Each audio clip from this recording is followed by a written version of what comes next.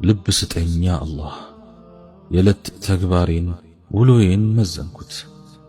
መች ነው ነፍስያዬን ሳልበድል የዋልኩት?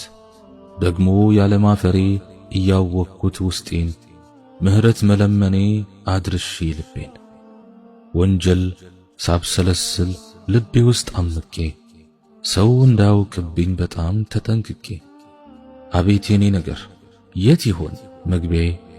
በቀኝ ወይ በግራ መቆሚያ ስፍራዬ? ያ አላህ ይገርማል የትዕግሥትህ ስፋት፣ ከዓዛብ አውጥተህ ታስገባለህ ጀነት። እባክህ ጌታዬ አንተው ይቅር በለኝ፣ ከጥፋት የማላርፍ መቼም ዋላዋይ ነኝ። ታዲያ ምኑ ላይ ነው የኔ እስልምና? በወንጀል ውስጥ ነኝ አልጸዳሁም ገና።